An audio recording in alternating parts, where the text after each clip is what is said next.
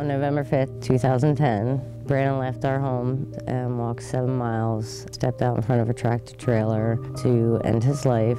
Living situation that was abusive to me and my daughters. Man I was married to for 23 years. My husband would say, I don't know why you're wearing jewelry. You don't deserve to wear jewelry. He left behind a 3-page suicide note, and in that note he stated that he had been harassed for the past 5 years at his school. We needed to find someplace safe to go. Both of my girls went into mental institutions.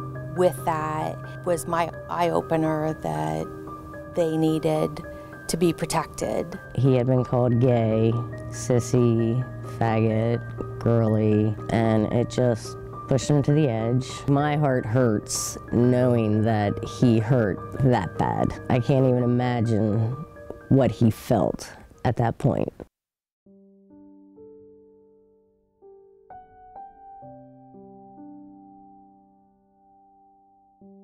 Transitions offers several programs to victims of domestic violence, sexual assault, and other serious crimes. We operate 2 emergency shelters for victims of domestic violence and their children when they need a safe place to go. Domestic violence, what we largely provide is the safety of a hotline and a crisis counselor online, and then continuing counseling if they come in for shelter. Then if they choose, we provide the legal advocacy.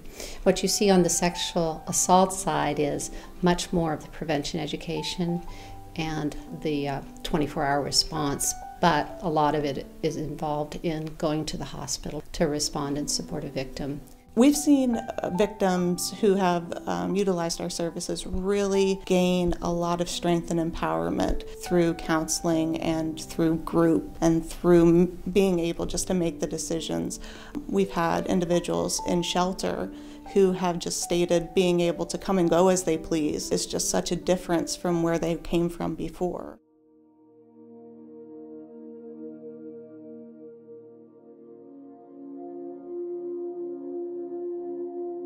He does things like stalk me and would check my phone records, find out who I was calling, who I was talking to, asking me about phone numbers that he saw on my phone records. And so I knew he would track us down there, so I got a throwaway cell phone and called Transitions, and it was the best place we could have ended up. I never knew there was such a thing as verbal abuse. I was always wrong, and I could never do anything right.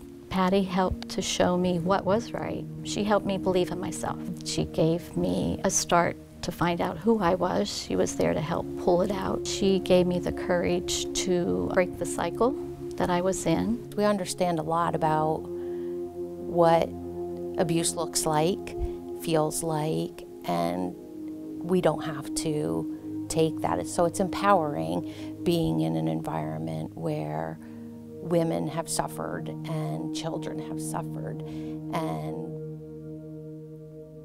there's a resource out there called Transitions that has made our life possible today.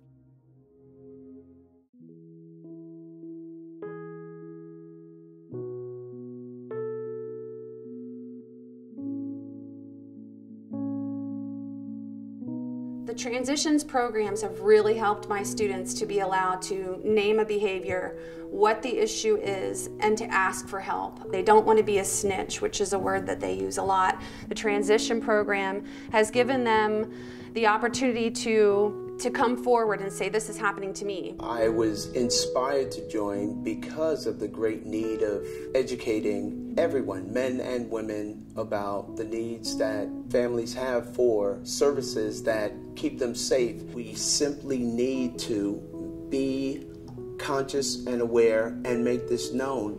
This can't be swept under the rug. People need to know that this exists right here, not somewhere else, not in the community next door, not across the country, but right here under our very noses. We see scores drop and grades lower because they can't separate what happens at home with what happens in the school. And then if they don't have a clear mind when they come to school, the academics tend to be difficult for them as well. Knowledge is power, and so with education, if they understand what is going on, the likelihood is with that education, the individuals involved in these situations will have the power to come forward and speak up and ask for services and ask for help and seek guidance to get out of those situations. Education is the key to breaking the cycle of abuse and other situations.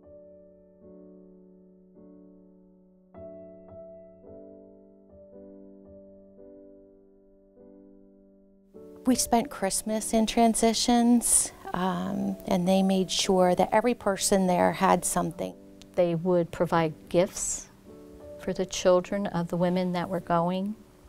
Transitions made that possible to not feel alone while you were there, because it's a home environment, you're relaxed, you're not worried about security. It makes it easier to foster those kinds of relationships. Not just a place, it's more like a home, a family, where you feel welcomed and comfortable and safe. It was the best place we could have ended up.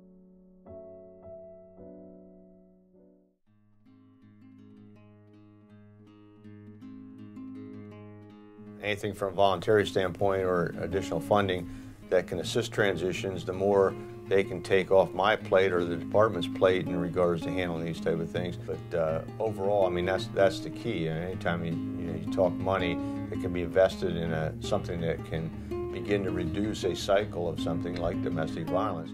Law enforcement person has their job to do.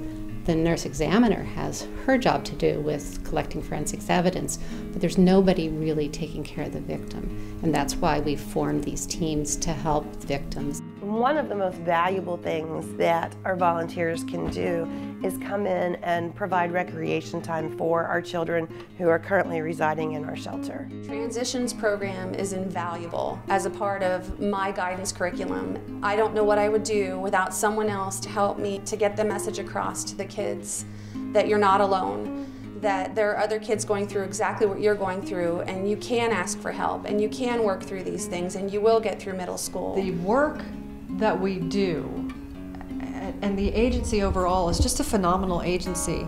We offer individual counseling, we offer group counseling. We have medical and legal advocates that will go with a victim and be supportive to a victim and help empower that individual to take back their life. You need someplace safe, and they provide that for them. And it's not just for the women, it's for their family, the kids as well, because the kids suffer just as much. I want people to know about transitions because kids at my age don't normally think about things like helping people. So if they get used to it when they're younger, it might be a part of them. So when they grow up, they keep on doing things like that.